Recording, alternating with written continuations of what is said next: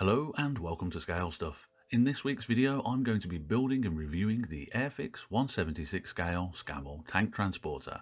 Daft as it sounds, I've been after building one of these trucks for a while now, as things like tank transporters are often forgotten in favour of the cooler tanks that won the battles, with no one ever thinking of how the tanks got to the front to fight in the first place. In the box you get a black and white instruction sheet, the parts to build the truck, and a small sheet of decals to build a European and a desert version of the tank transporter. Sadly, this version of the kit does not come with an illustrated paint guide. Thankfully though, there is one for this model on the Airfix website. A first quick look at the sprues show it's a classic older Airfix kit. Though this version is not in a Vintage Classics box, a future version has been released under the Vintage Classics line since, so it's got all of the flash, feed ports and numbers on the parts that I've come to expect from these old 60s kits. Say what you like about old Airfix kits, but they are consistent. To be honest, the flash doesn't look too bad on this one. There is still a bit to clean up, especially in between the finer details. This is the 2005 box version of a tooling that dates back to 1961. Anyway, onto the build. First thing on the menu is the cab of the truck. Off screen I've cleaned up all of the parts for this stage. There was a little flash, but most of the cleanup was just sanding off the ejection pin marks.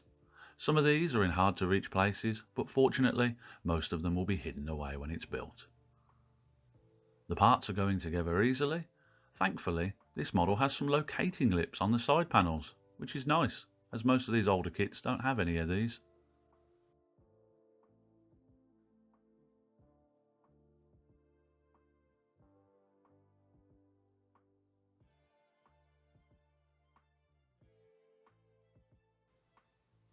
The windshield part of the cab is a little tricky to make though, as there are no placement locations for the steering wheel or dashboard.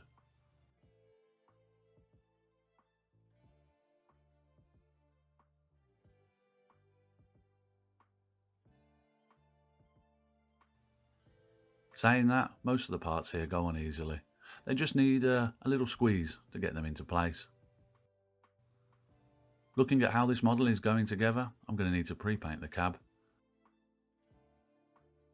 I want to add the driver to this truck, but a quick dry fit of the figure shows that he won't go in with the steering wheel in place.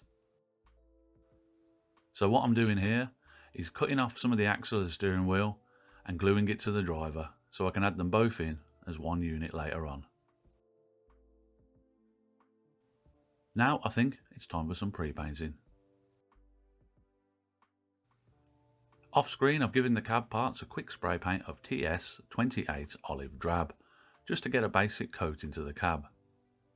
Now I pick out a few details in the cab, mostly with Tamiya XF49 khaki, and while I've got the khaki out, I also paint the figure. Now it's just a case of adding the driver to the cab and adding the roof and rear panel.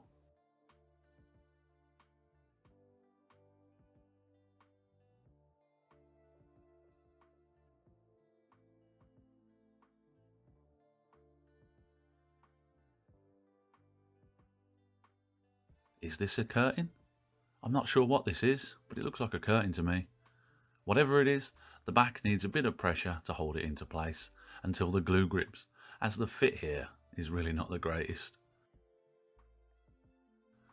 With them bits on, that's the cab and step 1 finished. Next up, it's on to adding the chassis. This area is a small nightmare. I thought it was going to be simple, but it took me a good 40 minutes of muddling through this step. The instructions are not the clearest, and the parts are not the greatest of fits.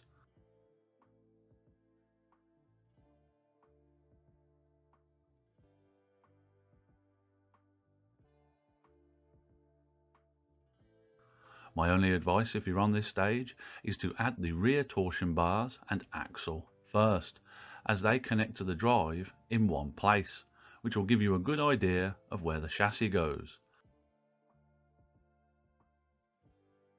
Once the chassis is on, the only thing left to add is the lights, which for some reason have misaligned light covers that need trimming off. Thankfully though, at least the lights go on easily.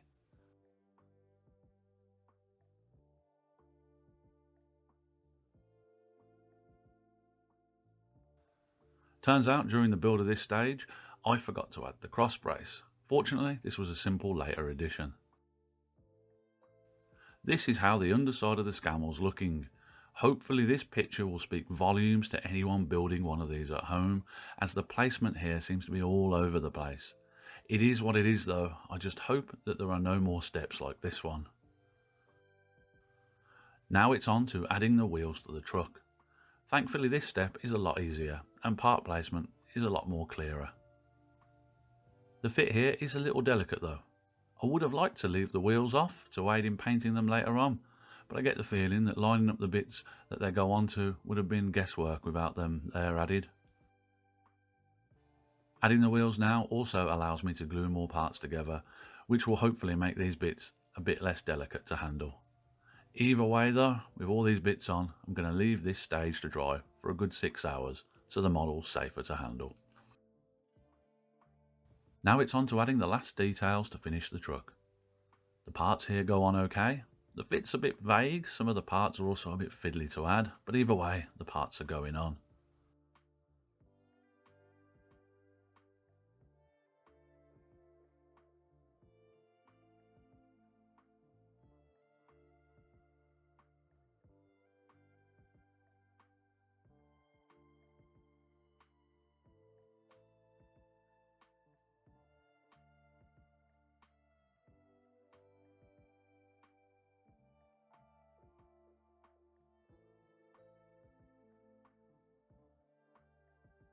With the fiddly bits on the back end of the truck, it's a simple case of adding the fuel tank and cargo basket to the underside of the truck.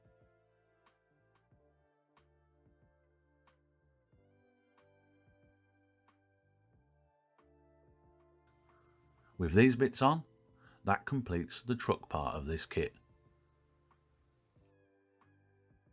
Now it's on to building the trailer part of the kit. Thankfully, this stage seems pretty simple. Off screen I built up all the wheels, as there were tons of them and there's not really much to show.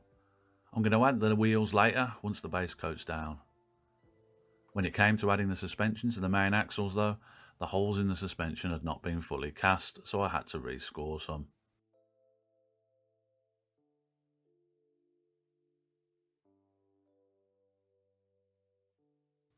Finally, it's on to the last stages of building the trailer. Most of the parts of the first stage are simple and easy to add.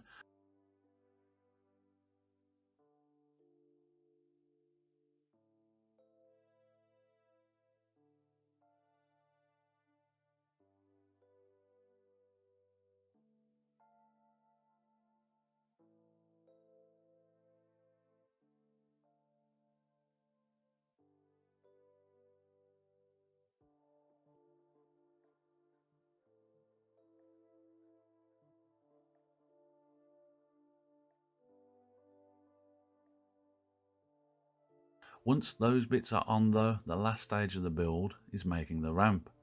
This is a little tricky to make and add to the trailer. If I was building this kit again, I would add the ramps to the rear bumper and then just leave it to dry, as making it how I'm making it here meant that I was forever repositioning things. The ramp part does go together in the end though. With that bit done, it's just a simple case of adding it to the rear of the trailer and clearing up the seam marks.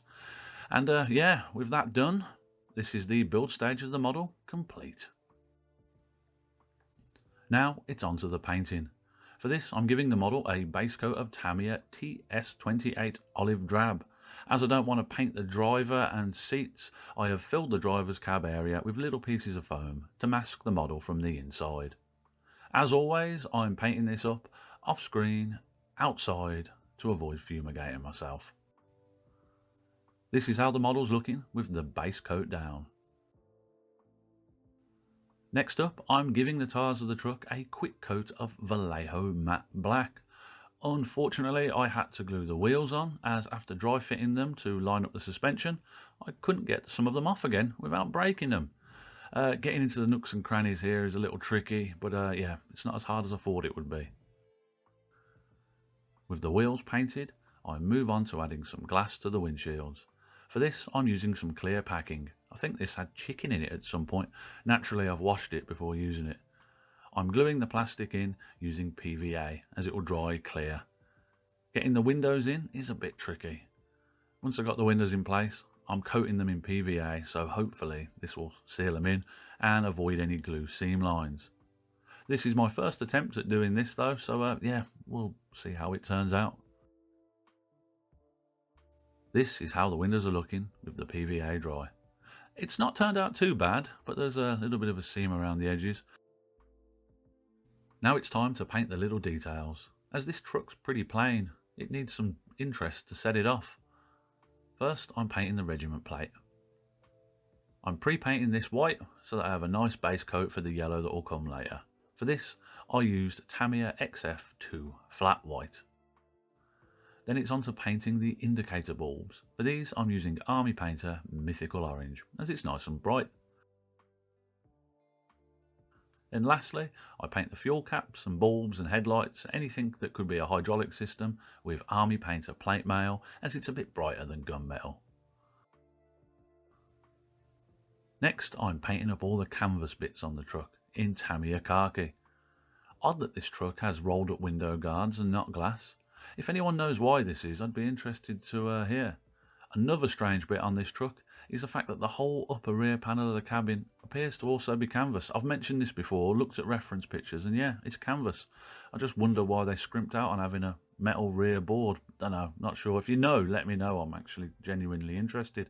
With the canvas parts painted, I go over the white base coat for the regimental plate with Army Painter Demonic Yellow. When painting bright parts like this, a white base coat will really help make these bits pop. This is how the kit's looking with the little details done. Now it's time for the model's first wash. For this, I'm using watered down matte black.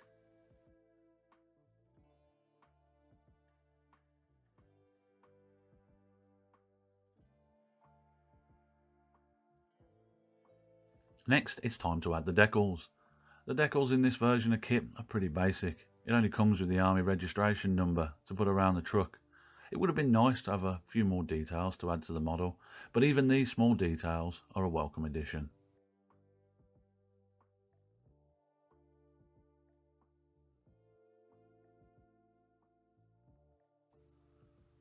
Now it's time for the dust coats. First, I'm using the old reliable Army Painter skeleton bone applied with a dry brush, just to get all the little raised areas and give them a highlight. Then I'm going to try something different and add another dry brush coat, this time using Army Painter Elf Green. This is to add some tonal variety to the green and just make it look a little worn and faded.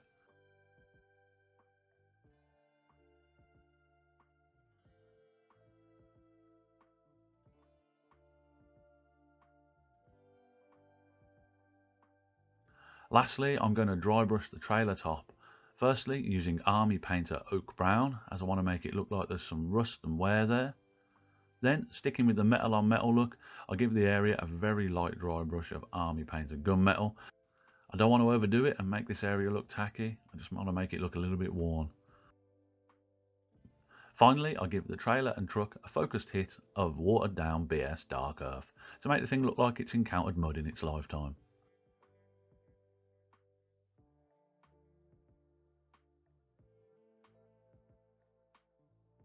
With that on, off screen, I add some ramp cables using thin elastic. And with that, I think I'm going to call this model done. This is the finished model. Despite it putting up a fight on a couple of stages, I quite enjoyed building this kit, and I'm glad I've now got a Scammell for the display cabinet.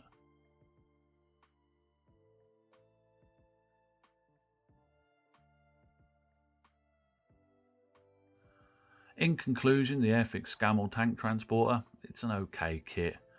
A few of the stages in this kit are really tricky, notably the rear wheels and the chassis to cab fit. These build steps are not helped by the instructions being so vague. I think a redraw from Airfix might be helpful for this model, as half of the battle is knowing where the parts need to end up. I would not recommend this kit for a beginner, as it would be up there for me as one of the harder vintage classic kits to build. With work though, this kit builds into a nice model with a lot of character, and it's nice to see a subject matter that's not often seen. Details wise, having looked at a lot of Scammell trucks for references while painting, This little kit is surprisingly accurate to the real deal, with even things like indicators being something, I was surprised were included.